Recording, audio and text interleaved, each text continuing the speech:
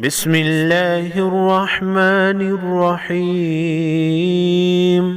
إذا زلزلت الأرض زلزالها وأخرجت الأرض أثقالها وقال الإنسان ما لها يومئذ تحدث أخبارها بأن ربك أوحى لها يومئذ يصدر الناس أشتاتا ليروا أعمالهم فمن يعمل مثقال ذرة خيرا يره ومن يعمل مثقال ذرة شرا يره.